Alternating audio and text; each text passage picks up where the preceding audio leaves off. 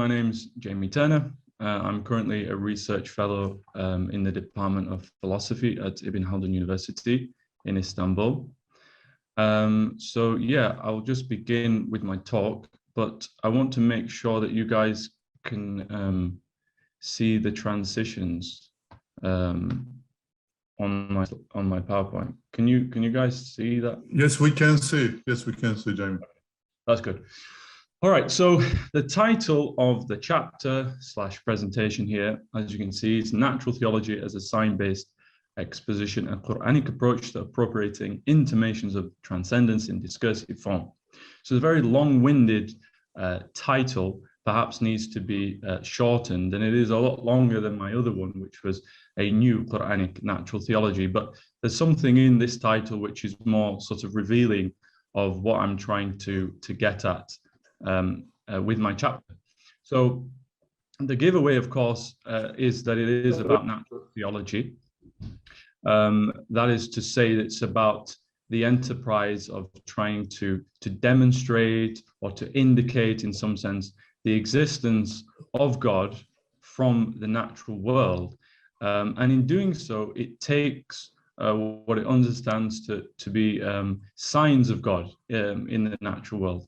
And this is a particular focus. And my understanding of signs, or ayat, takes on a particular understanding, which I'll try to outline in due course. So I want to just give a general outline of the chapter, of what I'm trying to get at, and then I'll try to address questions concerning the relevance and significance and importance of this work. So to begin with, as I've already hinted, natural theology simpliciter just means the enterprise or the project of offering proofs or arguments for the existence of God from the natural world, or using our natural cognitive faculties is another way of putting it. And this way of doing natural theology obviously has been going on for centuries, and I think is an important enterprise. It's an important project. However, the classical way of doing natural theology, which is sort of highly sophisticated, philosophical, it's a very detached mode of thinking, very objective, maybe cold in some sense, if we could use that term, is somehow lacking religious significance, as far as I can see. And it also appeals to like an elite segment of the society or the community, the philosophers, the theologians, and I think there's something lacking for the ordinary, for the average person who comes to belief in God, and by extension belief in Islam. And I want to sort of think about how we can engage in natural theology, which is much more sort of in tune with the ordinary believer, or the potential believer, because I'm thinking about this in the context of offering a natural theology to those who might not necessarily accept theism at this time. And so what I want to suggest is that the Quran offers us a kind of framework to think about how we can engage in this. And of course, I'm not just wanting to offer a way of talking about natural theology, which is, let's say, understandable and comprehensive for ordinary people, but it also must be, in my view, epistemically robust. It should be intellectually strong, sound, and coherent. That's also very important. But what might a Quranic natural theology look like? Well, I don't claim to be offering the Quranic natural theology par excellence or anything like that. When I frame this as a Quranic approach or Quranic natural theology, I'm just taking some sort of inspirations from the Quran, from what I can tell. So the Quran, when it speaks of the natural world, it invariably speaks of it as containing ayat, as signs of God, whether that be in the horizon, in the cosmos, or in the souls of people. And I think it'd be right, broadly speaking, to consider everything that Allah subhanahu wa ta'ala created and sustained, very broadly speaking, as being a potential sign of him, a potential sign of his existence, or a potential signifier of one of many of his attributes. But the Quran also presents to us a guidance for mankind, for humanity. The Quranic approach to pointing to signs of God in creation is not necessarily offering us a syllogism for the philosophers to break down, but is offering indications and pointers toward things which indicate him in the natural world for everybody. So in that sense, it's epistemically egalitarian. It's not sort of aimed at pointing to or offering reason to believe in God just for the philosophers, but for everybody at large. I would also say, though, that the Quran seems to suggest that, yes, Allah subhanahu wa ta'ala is asking us, do they not reflect, do they not use their reason? But at the same time, the Quran also speaks of the heart, of the qalb that we have, which requires certain spiritual dispositions. When Allah subhanahu wa ta'ala speaks of those who don't believe, those who've rejected the faith, and he speaks of kufr in general in terms of acquiring a kind of veil or closing upon the heart, it suggests that coming to a kind of religiously significant belief about God requires certain spiritual dispositions. And finally, the Quran, in its approach to sort of pushing us toward God, is not simply focused on affirmation that God exists, but also servitude to him.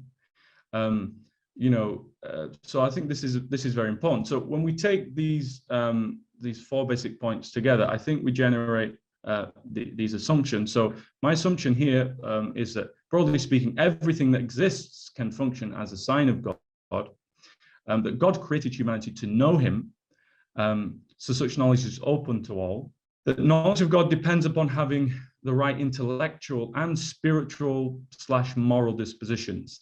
Yes, in order to think properly, to discuss properly, to reason properly to God, it requires intellectual virtues and dispositions, maybe open-mindedness, truth-seeking, but it also might require sort of humility as well as a spiritual or moral virtue, that the evidence for God will come on God's terms, not yours. And there is a sense of the need for humility and various other spiritual dispositions. And as I've suggested, that religious faith requires more than mere affirmation of God.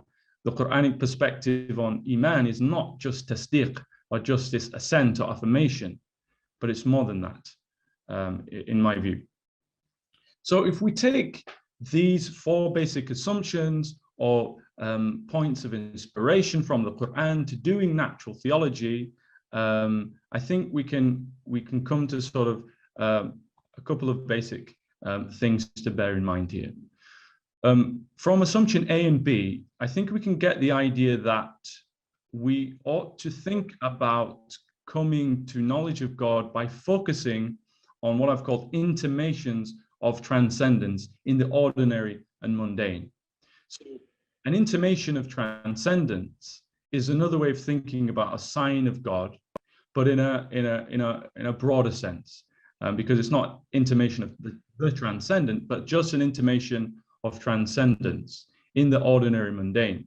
The idea is that all of us ordinarily as human beings, whether we are talking about believers in God or Islam or non-believers, they will have experienced moments in their life which seem to give them a glimpse of something more than the material realm. That whether that be reflecting upon the beauty of the natural world, whether that be in the recognition of a moral fabric or order to the universe, whether that be in sort of loving and personal relationships, that these reveal to the individual something more than the material realm. So the idea is that because everything can function as a sign for God. And these particular intimations of transcendence seem to be very sort of visceral and vivid and obvious. These should be sort of intimations or signs that we should focus on. And we're thinking about them in terms of, you know, happening and occurring in our ordinary life and for ordinary people, because a natural theology that is Qur'anic should be focused on the ordinary individual. And moving from that, I think from assumptions C and D, we can understand that this approach to natural theology, which I'm suggesting, should approach the divine through religious involvement. Now, I say religious like that because, for instance, when we reflect on or ponder and contemplate the beauty of the natural world, there's a sense in which that's religious and another sense in which it's not, but it could be broadly religious in the sense that it evokes feelings of awe and wonder and so forth. But the basic idea, the basic point is that we ought to approach thinking about God and thinking about how we might reach knowledge of him from the natural world in a way that's not detached and sort of standoffish, but involved, that one that's focused on evoking certain experiences. And this is very important. So what I want to do now is to try and give you a sort of a better, more precise picture of how this might look. And then I'll try and address the questions concerning its relevance and significance. Now, this idea in action is just one way that we could think about doing this, or, you know, engaging in this kind of natural theology. It's not necessarily the only way. So let's take an individual, and that individual engages in some kind of musement. Okay, this idea of musement is a term borrowed from C.S. Pierce, but it's kind of free play. He uses the term free play and contemplation and thinking about the beauty that one sees in the natural world, the moral order, all these things that speak to you or speak to one as being beyond the ordinary, beyond, my apologies, beyond the mundane, beyond the material. So this in of itself is actually like spiritually involved, because this is actually a kind of tafakkur and tadabbur from the very get-go. And let's suppose, you know, one experiences some intimation of transcendence, be that through the pure goodness that one sees in the world, but more than that, that there is an objective moral good that one appreciates and responds to, that has some kind of authority over one. It's not something that we made up. Beauty, one experiences beauty, whether that be in poetry, in art, whether that be in the natural world. And I think this is also an important point, that here I'm opening up to using art, literature in doing natural theology as well. Maybe it'll be in terms of love. Maybe it'll be in terms of feeling that desire for transcendence. So what we have is a kind of experiential input. Someone who engages in amusement will get some experiential input, okay, of this kind, beauty of the natural world, whatever it might be, okay? Now, this experiential input at this point, if we're thinking of a non-believer, is a kind of non-theistic experience of an intimation of transcendence. It's non-theistic in that one is not necessarily moving from this experience to God. One is not necessarily consciously recognizing God through this, but it's nonetheless an experience of transcendence. And Jamie, you have 5 minutes. Okay, no problem. So then where can we go from there? Now, I suppose that in keeping this natural theology inference focused, in that it wants to be kind of robust, epistemically robust and intellectually coherent, but at the same time applicable to the ordinary person. One way of thinking about how we could move from having this experiential input to moving to God is through offering a kind of narrative, giving an account of how one's experience neatly fits into a theistic picture of reality. Now, in doing that, there's still involvement going on. It's not like a detached situation where one takes the existence of beauty and then argues from that to the best explanation that is God.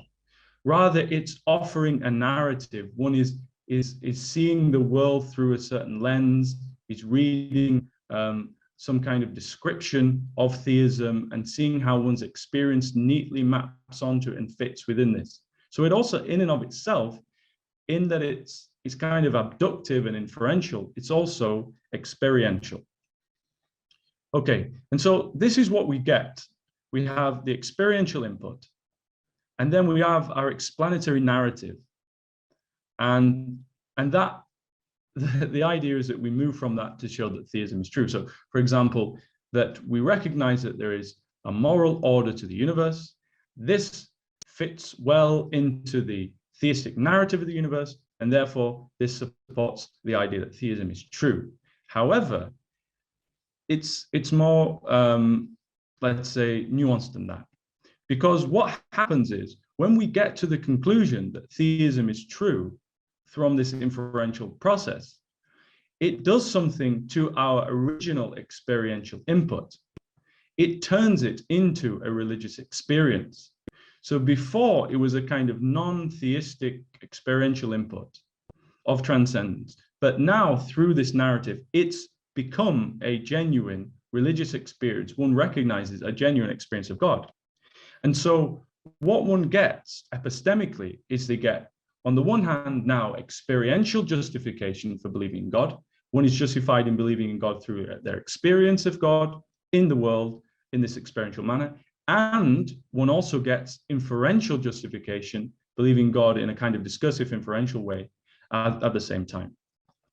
So why is this particular topic relevant and important? Well, I think there's a need to extend natural theology beyond the discipline of just philosophy for the philosophers and for the elite theologians and intellectuals, but at the same time maintain it as being like epistemically robust.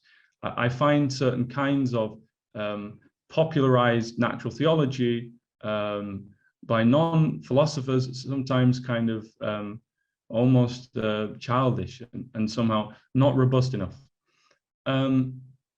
It also brings into account the recognition that religious belief is much more about praxis than it is just as much about praxis as it is about cognition. It's about, a kind of involvement, what I've called in the chapter an epistemology involvement. It's not just detached speculation. And of course, conclude, Jamie, please, within a minute or so. Yeah, exactly. I will. And also, it's important to try and offer, a case for why Islam and theism is sort of intellectually coherent in our secular age. I also think it addresses the problem of apatheism. People are often apathetic to religious belief nowadays. It's not simply that they don't believe, they're apathetic to it. And if you engage in a kind of detached intellectual syllogism with them, it's not going to move them anywhere. But this is different because this is experientially driven and therefore pastorally relevant as well. And I think previous classical approaches have undermined certain assumptions that we've suggested are coming from the Quran. And so it's religiously significant. It's not just about affirmation. It moves you to recognize God experientially, appreciating God, evoking awe and wonder and therefore praise. And I'll leave you with this quote from Ibn Taymiyyah. Okay, that's it. Thank you very much. Thank you very much, Jamie. We now have some time for questions.